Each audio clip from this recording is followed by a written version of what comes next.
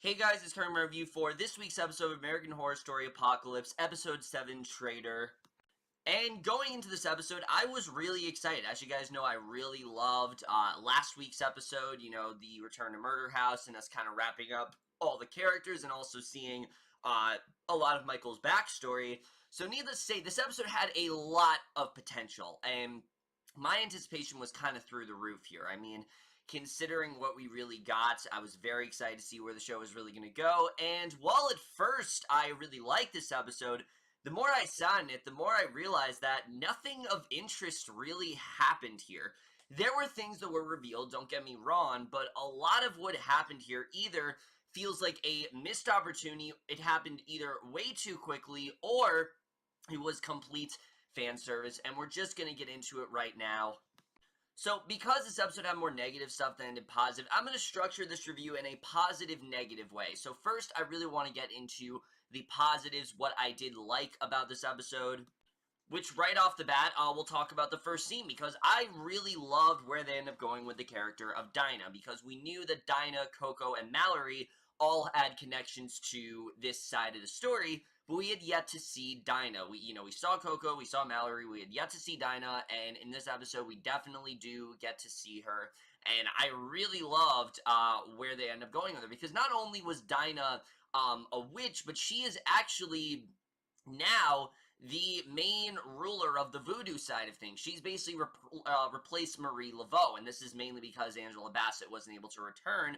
But regardless, I really liked where they ended up going with her. That opening montage of her helping out all those various people with, people that have wronged them in their past, I thought was actually very effective. It was honestly kind of creepy, and it brought me back to the days when I could actually call this show scary, and I think they did a very good job with that in that opening scene.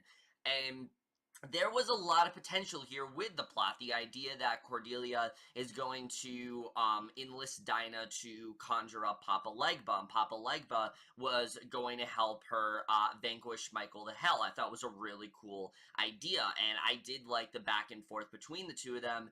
I will say, Adina Porter doesn't hold a candle to Marie, for sure, but that's only because we've only seen her as the Voodoo Queen for this one episode.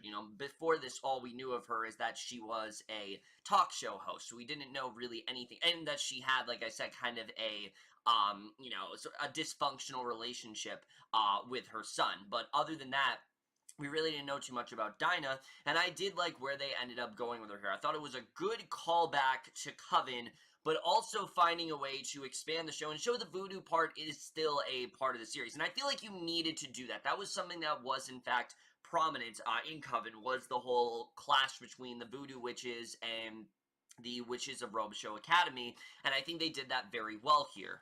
However, for me, the best stuff in this episode includes the character of Mallory, who just continues to really impress me. And like I said before, I think they're really making up for, Billie Lourd's previous character, Winter, who for me was very all over the place in Cults, and really, bringing that with Mallory. And I really liked what we got with her in this episode, because not only is Mallory this witch that has these extraordinary abilities, but the things she can do is just insane. I mean, the scene where Coco is choking on that peanut, and she literally, zips, basically, zips down her skin, just so she can retrieve the, peanut out of it. I thought was a really cool idea, and I was honestly kind of stunned with Mallory was able to do here, and the fact that she could possibly now be the Supreme. It is a bit of a stretch for sure, because we haven't really seen her do much till now, minus episode 3, we haven't really seen her do much. I did think was really cool to see, and I like the scene where Zoe is telling Cordelia that, hey, maybe Zoe is the true Supreme, and I don't know if they're saying this up, but I really do think that maybe Mallory could be our villain here. Murphy has stated before, and I wish he didn't, but he, frequently does this a lot with American Horror Story, that Michael is not the villain of the season. So I'm thinking it's Mallory. I mean, think of it. Mallory is the only person who has more expertise in this more advanced magic than Michael does. And even though she doesn't fully understand it, she's someone who is almost just as powerful as Michael. She can do things that these witches have never seen before. She's already asserted herself as the, as the new Supreme and things like that. So, I think because of that, they're really setting her up to be the villain, especially the way this episode ends. I'm really hoping that's the direction they take, because I did like what we ended up getting with her here, and I'm hoping that we do explore Mallory a lot further, because to me, out of all the new characters they've introduced this season, Mallory is by far the most compelling, and I'm very interested in seeing where they do end up going with her. Also, I will say, the warlocks in the academy, I really do like a lot. You know, sure, they're cheesy, but they are very much hamming it up, and I did really enjoy that a lot. I like where they ended up going with them. Despite where they go in this episode, I thought you could tell that these two, Jean Bryans and BD1, are having a lot of fun playing these two characters, and I did enjoy that in this episode.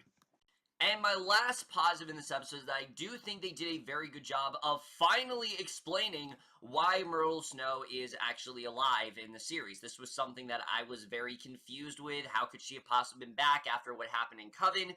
And we realized that she wasn't. She was very much dead. But Cordelia had this vision that there was going to be hell unleashed, and that things were going to get really chaotic for them, and that she needed she needed to call on someone to help her, and she couldn't do it alone, so she enlisted the help of Myrtle Snow. And I really love this idea that Myrtle is now back, and now finally it actually does make a lot of sense, because Myrtle Snow was the person who assisted Cordelia a lot throughout Coven, and considering where Cordelia has gone, it does make sense why she would use Myrtle Snow as sort of a mentor-like figure to, help her adjust to this position, and that's something that I did very much enjoy seeing. Again, it was something that I was thinking they never were going to reveal. I was thinking that they just make us believe that Myrtle Snow has been alive this entire time, but I was glad that they finally did end up revealing that here. Now we get into the more negative side of things, because for everything I just said, there's something I don't like. Going back to Dinah, for example, while I really liked her introduction, her character, similar to many in this episode, is pretty pointless. She's really in this episode just to be a plot device, and it's very disappointing, because in theory, the idea of Cordelia enlisting someone like Papa Legba to help her, bring Michael to justice is a very good idea. But all it really ended up amounting to was a small bit of fan service and really nothing more, because quickly after she asked for Papa Legba's help, he basically tells her, okay, I'm going to help you, but I'm only going to help you if you let me take the soul of the rest of your girls, which Cordelia is vehemently against. And then, before that, we get to see this whole scene with Nan. And look, I understand that Nan is the only character that is in this series, in terms of the witches that we haven't seen yet. I totally get that. But this is the definition of fan service. Why? Because other than a few interactions with Nan here and there, and some things with her, Cordelia has no reason to feel guilty about this. There is nothing here that really made me feel like, okay, we needed this scene with Cordelia, because sure, she had an opportunity to bring Nan back, but we realized that Nan is enjoying hell. Nan is liking Nan is liking that she's with Papa Legba, because he just treats her better than the girls ever did. And, again, that does make sense, but why did we need this scene? Well, the reason is because we really didn't. I mean, this was not something that Cordelia was even guilty for. That was all Fiona and Marie back in season 3. They were the ones who planned this out. If you remember, the plan was to get Papa Legba. Papa Legba agreed, but he needed to sacrifice their girls. So they decided to sacrifice Nan, and that's where we are now. So look, I get that they were trying to do a thing where it's like, oh, you don't want her to end up like Nan, but this just didn't really do anything for me. Again, there's no reason for this to happen with Cordelia. Cordelia should not feel any guilt for what happened here, because it was her own mother who did it. And other than that brief mention of Fiona, this is the definition of fan service. And I've heard a lot of people say this season's very fan servicey, and while that may be the case, a lot of the fan service like what they did in the last previous episode, I think was justified. I thought it made sense in the previous episode to flesh out a lot more of the characters and to close out some arcs and things like that. I think they did a good job with that. And it really did make sense in terms of the story. And it also was, like I said, a very good arc for Madison, showing that she is moving forward as a character. This episode, on the other hand, it just kind of seemed like it was going in circles. And while I like the idea that the voodoo witches are still out there, there was no reason to really bring back Papa Legba and Nan. And it's very disappointing because I think they could have done a lot more interesting stuff with Dinah. And unfortunately, they just didn't here.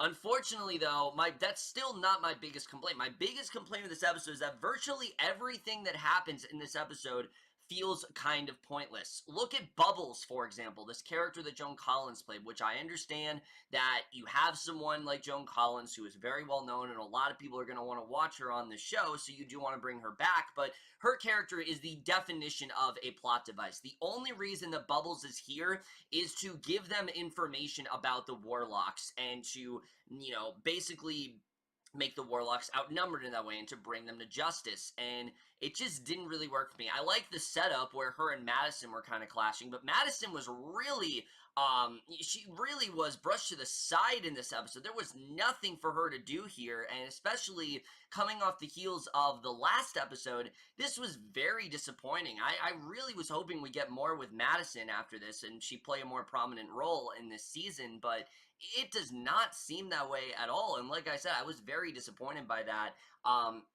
And the whole scene between Bubbles, like I said, it's really just there so she can give them information about the Warlocks, and other than that, she really did not need to play any part in this episode at all, and that very much did disappoint me as well.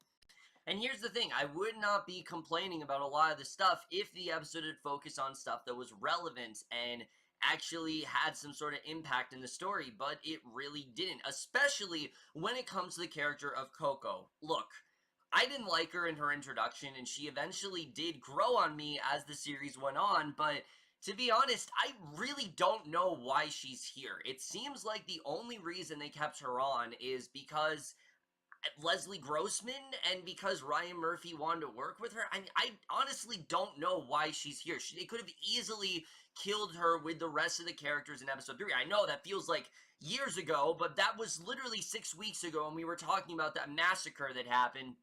Coco could have easily just stayed dead. There was no reason for them to, you know, keep her there, because all she's really amounting to is this very strange power with what? She's able to, like, count calories now? She's like a human Weight Watcher? How this is relevant, I have no idea. How they're doing this for anything more than just a few silly scenes here and there where she's telling them, like, what they're eating.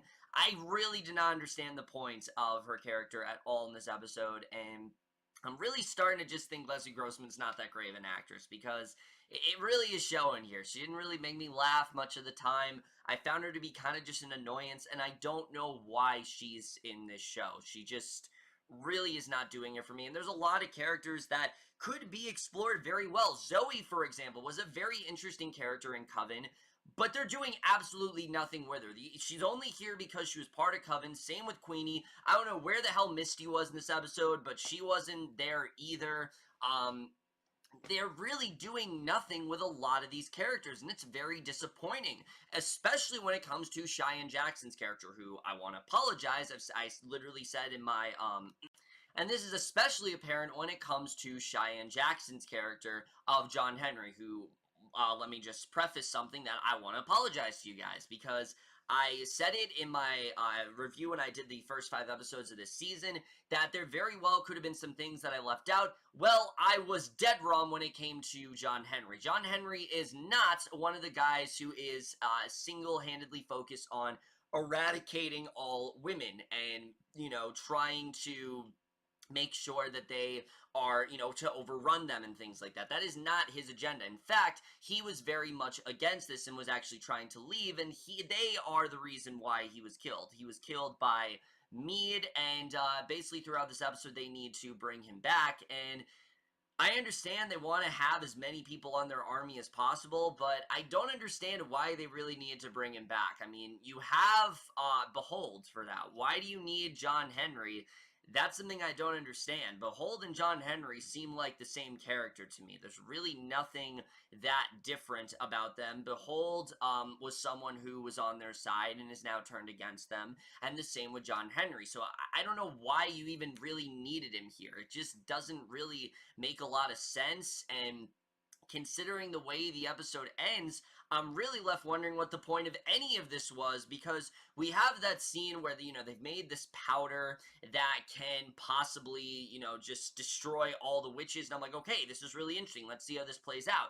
And sure, we know exactly what's going to happen with the apocalypse and everything, but it would have actually been very exciting if there was some sort of doubt where, oh, we don't know how this is going to go.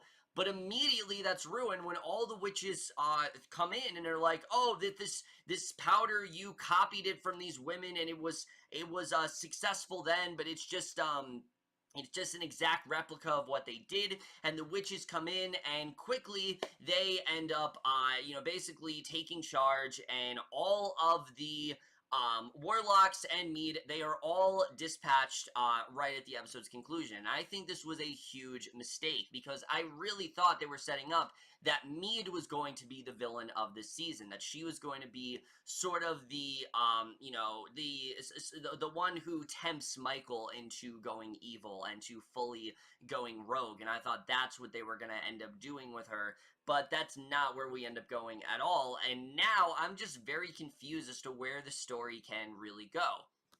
We know that this is eventually going to lead to the apocalypse. That is not something that we have just negated from the story entirely, right? I mean, at least I want to believe that's the case, because this is still, if you think about it, this is still that extended flashback that we've been seeing since episode 4. Ever since episode 4, after that first scene, everything else has been a flashback. So it's got to lead back to that apocalypse, correct? I mean, I'm just very confused as to where we're going, considering that all the Warlocks are gone. Mead is now gone. We know she comes back as a robot, but for now she's gone.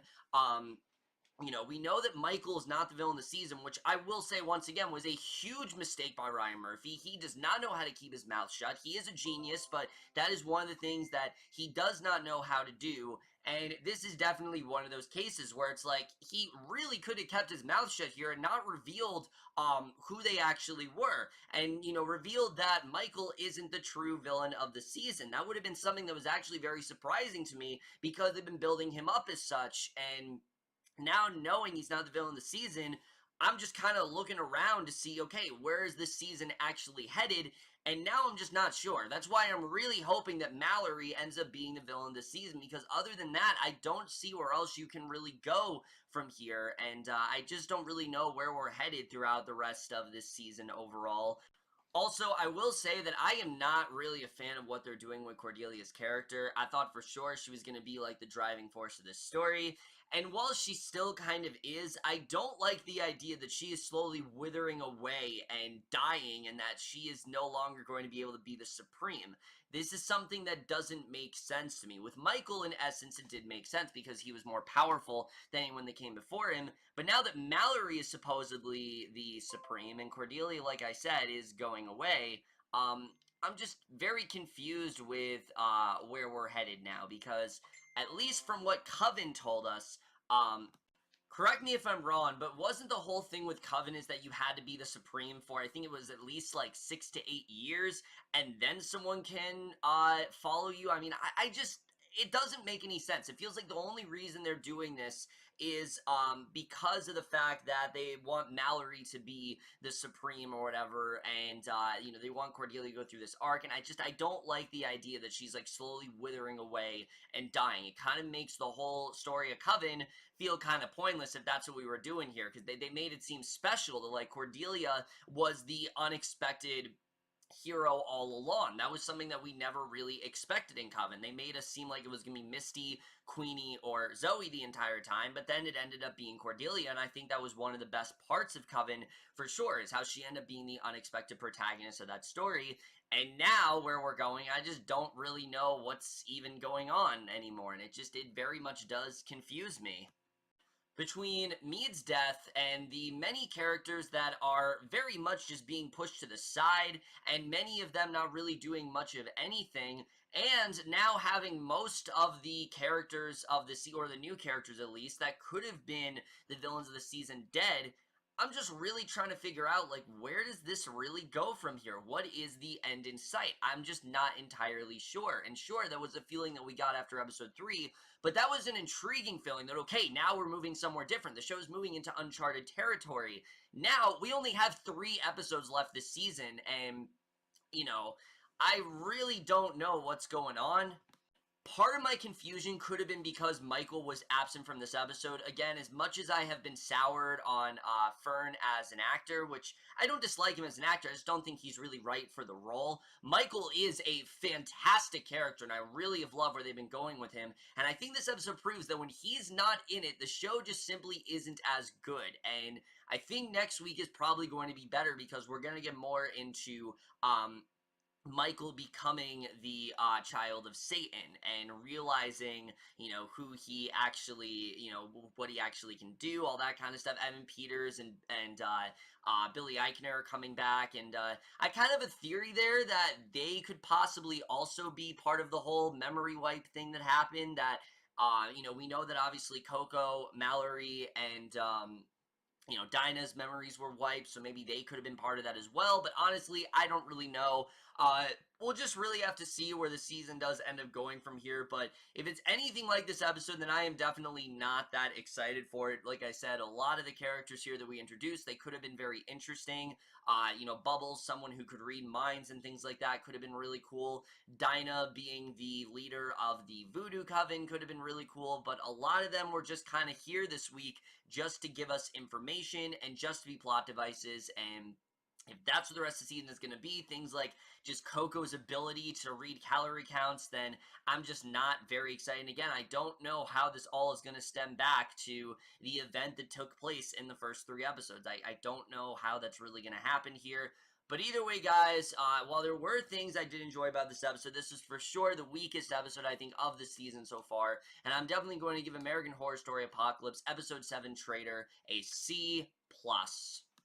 I know I sounded negative throughout most of it, like I hated this episode, but I really didn't. There were a lot of things that I really liked about this episode a lot, and that's what was so frustrating about. For everything I liked, there was something I didn't like, and it just really let me down overall. But that's it for this video. Hope you guys enjoyed it. Let me know what you guys thought of this episode overall. Left your thoughts, and we'll see you guys in my next video, and we'll see you guys for that. Okay, bye.